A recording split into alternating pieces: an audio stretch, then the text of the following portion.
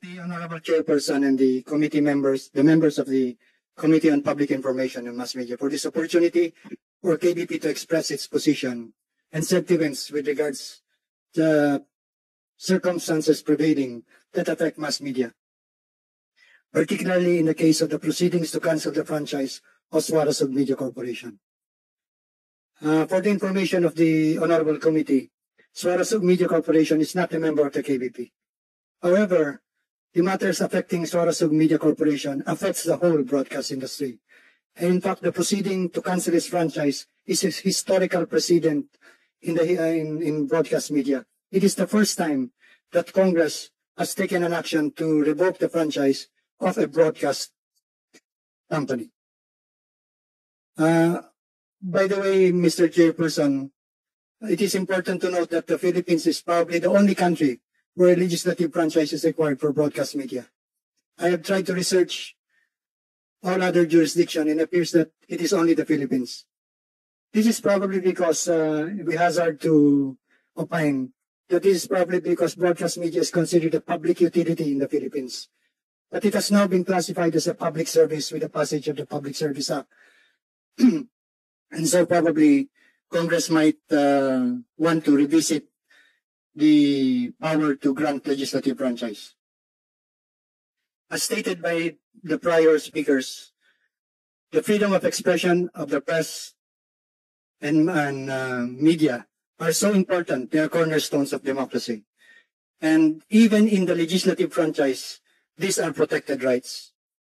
It is important to note that even the legislative franchise issued by Congress requires that no prior restraint should be exercised or no censorship should be exercised in the broadcast. And it is only required that the broadcast is cut off after the fact. Also, it is the position of KBP that political speech should be granted the highest respect. There are different kinds of expression: political expression, commercial expression, expression of the art. But political speech has been always considered the highest form of freedom of expression. And so the KBP is of the position that if the reason for canceling the broadcast is because of political speech, which probably might have offended some parties, this should not be a valid ground for the cancellation of a legislative franchise. By the way, Honorable Chairperson, ganun ang position ng KBP lalo na sa political speech, walang fake news. Yung tinatawag na fake news ngayon, dati na propaganda ang tawag doon. Disinformation, misinformation is part and parcel of political speech and should be protected. Because otherwise, if dissent is not allowed, what is the purpose of the protection of the freedom of expression? This was enunciated in the case of Chavez versus Comelec when they said that the highest protection should be given to dissent, to those that don't conform, those that bring different ideas. This should be the protected expressions. And so, Honorable Chairperson, the KBP is thankful that it has the opportunity to express one of its mission, that is the protection of freedom of expression and of the press. Thank you, Mr. Chairperson. Ating uling kikilalanin si Miss Lydia Bueno ng National Press Club. Ma'am? Yes po, to the Chairperson of the Senate Committee on Public Information and Mass Media, Senator Robin Hood Padilla, and to all who are in this hall, good afternoon po.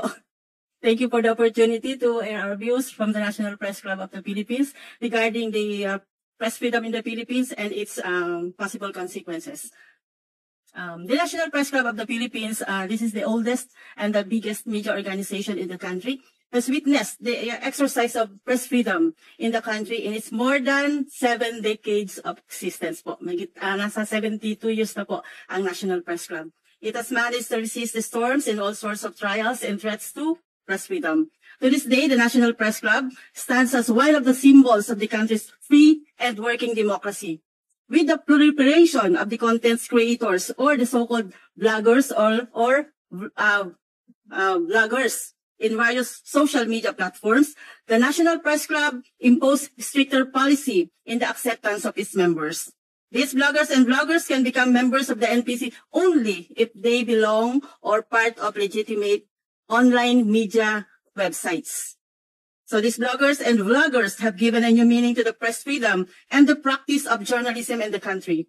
They make the public believe that they are part of the mainstream media by creating and delivering their messages to the public through various media platforms without the benefit of being subjected to rigorous editing and or editorial control.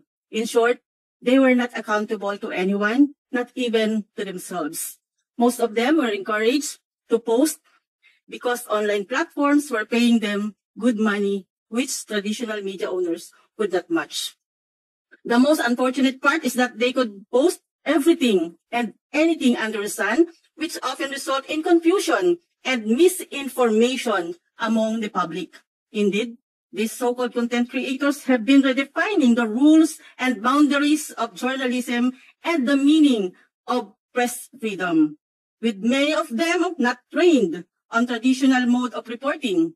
They could not care less about journalism code of ethics. So it is therefore the responsibility at the National Press Club to keep that flame of truth, accuracy, justice, and fairness that define true journalism and press freedom alive and burning. There's nothing wrong with being a content creator or social media practitioner. However, it is our duty to impart to them that they have responsibilities and duties that must be observed. Those who enter the media industry must adhere to the codes of journalists live by, such as accuracy, truthfulness, and fairness. So as to the consequences, aware and knowledgeable of the freedom of expression and of the press that has been freely exercised in the country, experience mainstream media, avoid going beyond the boundaries and limitations in the profession. They know for a fact that doing this will result to cases relating to ordinary libel. We also have these cyber libel laws, the violation of the violence against women and children, the anti-terrorism law, and the national security law, among others. NPC members are kept informed of their duties and responsibilities in the exercise of their profession and warned the possibilities of facing such charges if found to be abusive of the freedom given to them by the Constitution. The 1987 Constitution, especially the Bill of Rights, Article 3, Section 4, states that no law shall be passed abridging the freedom of speech, of expression, and of the press, or the right of the people peaceably to assemble and petition the government for redress of grievances. So our recommendations are, there must be a specific law enforcing stricter penalties for bloggers and vloggers who abuse their freedom under the Constitution, or the existing laws providing limitations to press freedom be amended or strengthened to contain abuses of press freedom. That's all, Senator Padilla. Maraming salamat po, Ms. Lydia Bueno. Nagdulot naman ito ng iba't ibang reaksyon mula sa ating mga netizens. Ayon kay Atins BBC, KBP continue to speak with conscience, mabuhay kayo. Saad naman ni at Jane Mogot, very courageous ang KBP, ingat lang sir, baka tanggalin kayo sa trabaho nyo. Komento naman ni at Rebecca Bernardo, so ano ang dapat ninyong gawin kontra sa Congress na nagkamali? Dapat may managot dyan sa kapalpakan nila. Anong sa inyo dito mga kabayan? Maaaring magbigay ng comment below.